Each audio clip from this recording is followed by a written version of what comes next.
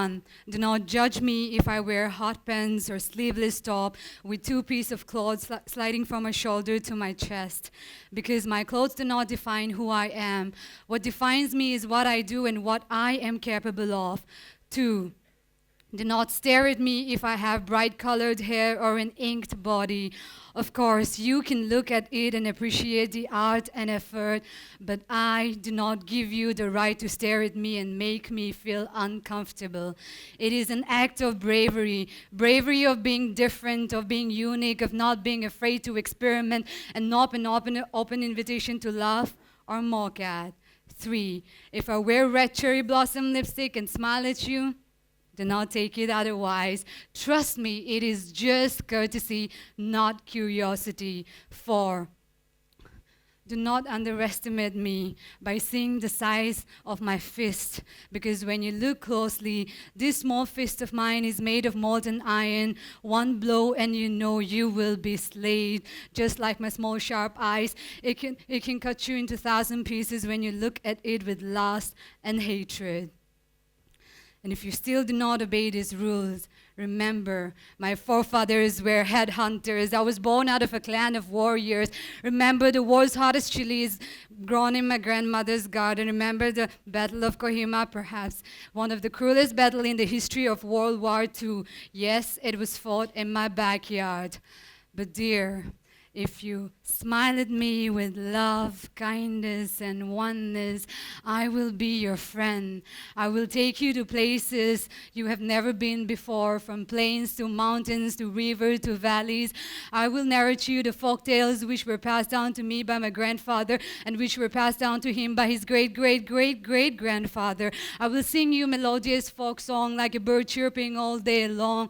I will be your friend. All I ask from you is please do not judge me on the basis of my feature or my address.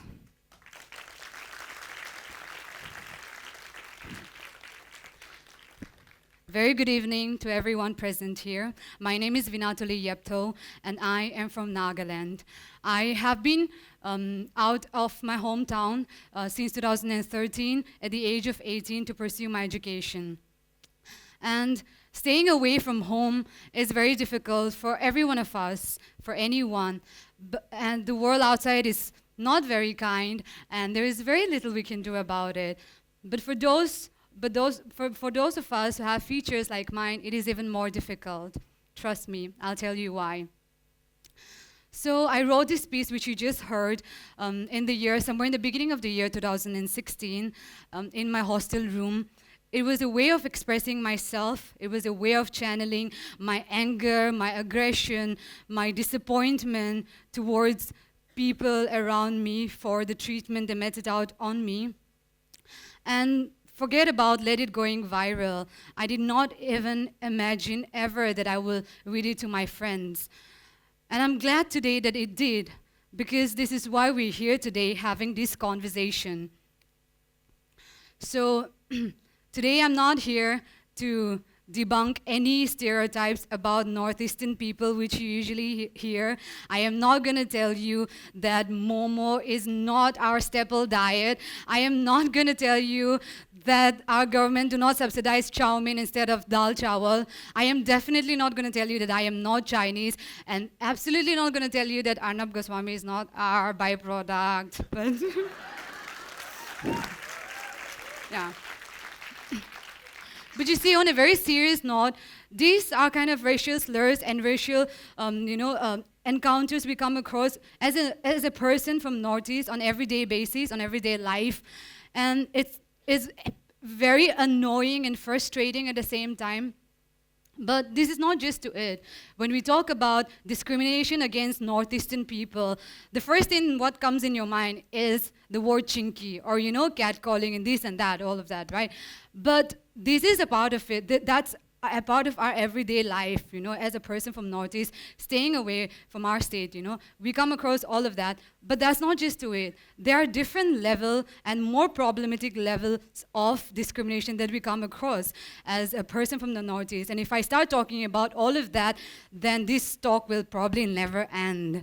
So I'm going to tell you about some of my life experiences and which happened to me, some racial discrimination encountered, which I had during my initial 3 years of being outside of my state, and which also prompted me to actually write this poem, right? So yeah, the first incident happened on a train when I was with my mother. That was the first time I was traveling on a train with my mother, and it was a train from Dimapur to Kolkata. Dimapur is a commercial hub of Nagaland, just in case if you don't know, yeah. So it was a train from, it was a 28 hours train. And so during the train journey, at one point, I wanted to go to the washroom. And so I told my mother, I asked her to stay in the on the seat, and then so that I can go and come back so that she can look after the stuffs. And I was going, and then because I don't like this idea of the train, like me going to washroom during when the train is moving, I don't know if you can relate, but yeah. So I decided to go when just the train is going slow before the station comes. So then there were a lot of people near the door. So I was waiting for the people to clear up so that I can move ahead. And so I was waiting, and then suddenly I felt a touch on the side of my right breast. And that was the first time I was ever touched by a man without my permission. So I was shocked, 18 years of my life, and I've never encountered something like that. So I didn't know what to do at that point. I was shocked and scared, but I managed to look back and see who that was. And I saw this very tall man in an army uniform. He saw me looking at him, and he smiled at me, and he pinched me on my left waist. I started crying. Luckily, my mother was coming behind, and I told her in my dialect that this has happened. As soon as my mother heard it, she picked up her sandals, and she started running towards him, and she tried to slap him with his sandal, but he was too tall, so my mother couldn't reach, but then she managed some blow, and he managed to escape, and he got out of the train. But my mother didn't stop. My mother kept on, throwing all the Hindi abuses she learned from Bollywood movies. So she kept on doing that until he ran away. But at that point, I noticed one thing. While I was crying there, feeling helpless, and my mother was screaming at the person, there were people around us. Instead of helping us, they were laughing at my mother's accent. So we went back, and we were asked what happened by the people around our coach. And my mother explained, and then the people out there, they told us that I shouldn't have gone during that time. I should have known, which means it was my fault that I went out there during that time. Second incident. So I got into law school. And I was in one institution in Gujarat before I got into the institution that I am currently at in Kolkata. So I was there for 2 weeks. So it was going fine. It was going great. Everyone was really smiling at me and being really nice. And I was like, oh my God, I'm going to live here for 5 years. This is going great. Until one evening, I was sitting with my friends, and a bunch of girls approached us. And then they came and they sat with us. And this girl popped this question and asked me, where do you live in China? And I responded very politely, I'm sorry, I am from Nagaland. To which she responded back, so where is Nagaland exactly in China? Yeah, I am not making this up, this is true. So where is Nagaland exactly in China? And before I was even able to comprehend that question, my friend explained to her and located where Nagaland is in Indian map and told her. And after that, her response was, she looked at me with so much disappointment, and she's like, oh, but everyone in class is talking about you and they think that you're from China. So it was just not her and her group of friends, but most of the people in my classmates thought that I was from China. Hence, I was getting so much smiles and all of that. You know, we have some obsession with foreigners here. So anyway, yeah. So that was the second incident. The third incident happened in my current institution with my then VC. It was in my third year. I had gotten the bar in one subject, and I was short of one attendance. I just needed one attendance to get through. I had an attendance. My college had this thing that you get an extra attendance for attending special lectures. So I had an attendance. I just had to go with an application to the VC and ask him to sign it for me. I went with the application. He looked at it, and he looks at me and he asked me, so, are you here from scholarship? And that moment, I knew exactly what he was going to ask me. So I said, I lied. And I said, no, sir, I'm not here from scholarship. And he told me, no, you're lying. You people come here from scholarship and don't take things seriously and expect us to help you. And while that was going on, and so I responded to him back that, sir, I've never been debarred and I have attendance. I just need your permission to get this. To which he replied, go and prove to me that you have never gotten debarred before. So I had to run to the academic section to prove my 3 years of record, to give it to him as a proof that I've never gotten debarred before, to claim the attendance which I already had. While another gentleman from my class had the same problem, except he needed 2 attendances. So he came with the application in front of me, and he gave it to the VC. The VC read it, they had a conversation, and he signs it immediately. While I'm waiting there, he signs it immediately. He goes back. After a few minutes, he comes back with the academic registrar. The academic registrar asked the VC, sir, how many attendances did you give him? And the VC says, I gave 2. And the registrar says, but here it's written 4, so which means he did something with it. You did not give 2. This is forgery. This is unacceptable. And the VC looks at the gentleman, and they had a conversation again, and the VC looks back at him and says, how much exactly do you need? And the guy says, I need 4, and he gave 4. While I was waiting for him to get it signed, I had to prove myself. I had to go and prove my whole 3 years of academic year to get that one attendance, while someone else got just like that.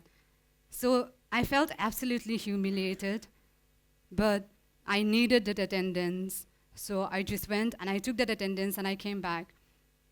That evening, I went to my room and I cried, not because I felt humiliated or discriminated, but thinking about the possibilities of what could have gone wrong if I was in that place. I would have gotten expelled, or anything worse could have happened to me if I was with this look, if I was there. Fourth incident happened in my gender and law class. My gender and law teacher, a professor, asked all of us to tell us about their experience with gender discrimination, and everyone was giving their experiences, telling their stories. So I told her about this story of mine, which happened in a Delhi metro. So what happened was that I was sitting in a metro. At that time, I was interning with a Supreme Court lawyer, and I was going to my office, and I was sitting in a metro in my formal, and there was this lady sitting next to me. She asks me, where am I from? So I said, I'm from Nagaland. Immediately after she heard that, she told me, so you work in a spa? So I said, no, ma'am, I am a lawyer. So, and then she was so shocked to hear that I'm a lawyer. So, and she looked at me and she says, you're a lawyer? And I said, yes, ma'am, I'm a lawyer. She couldn't believe that someone looking like this can be a lawyer. So I told about that incident, and my professor just dismissed my experience by saying that, oh, Vinatoli, that is just ethnicity. It has nothing to do with your gender. I couldn't say anything at that time, but I wish I could go back now and tell my professor that it was because of my gender and my ethnicity. If I was a male from Northeast sitting, that she wouldn't have asked me if I worked in a spa. She would have asked me if I was a manager at some restaurant, if I was a salesman at a shopping mall, not if I worked in a spa. You see, when we talk about gender discrimination and this racial discrimination, and especially from the north, people from the Northeast. Yes, every one of us face it, but our women has it even difficult because we're assumed to be more, easygoing. We're assumed to be easily exploitable. So we have even tougher. And you see, these are experiences which comes from a place, from this. I did not tell you the stories about, things happening to me in the streets. These are incidences that happened that and I encountered. These are academicians. These are people who cleared one of the toughest college entrance exam to be there, who asked me such questions. These things doesn't just happen in the streets by so-called uneducated, uncivilized people. These things also comes from well-read, progressive people from progressive societies, from academicians, and everyone. Racism is so deep-rooted in us, more than we think it is, right? So, yeah, and it's just very appalling at the same time, but what can we do about it? When that racism is so deep-rooted in us, that it comes from people, people of that stature, what can you do about this? Right. So, and also talking about this, all the incidences that I've explained to you, it comes from a place of privilege. I think I'm very privileged. I come from a very protected place, I study in one of the best law schools in India. I have friends all over India. I cannot even imagine to think what happens to women from the Northeast single women from the Northeast who comes every day in these big cities to realize their dreams and go through these things every day. Right. So I think, and there is always a solution. There is a solution to this, and the solution is this. The solution is education. The solution is representation. And not just the kind of education where you make the students learn the names of 7 states, of the 7 northeastern states. No, the kind of education you tell them that no, every northeastern state have different political history. Every northeastern states have different cultural background. They are not one. It starts from there. Representation. What is representation? Not the kind of representation you you give to fill up your quota, but the representation to really matter. The representation to represent their people, from the real people from the Northeast, right? Not just by going around and asking if people knows where Northeast is, or by just bringing Northeast in the map of India is not alone going to make difference. And I think we need to start it by now. If we don't start it by now, we, as a country, we will be giving birth to another generation of alienated, frustrated, misunderstood youths. And I think that is the biggest threat to the core idea of what India is and should be, and that is unity in diversity. And with this, I end my talk. Thank you for listening.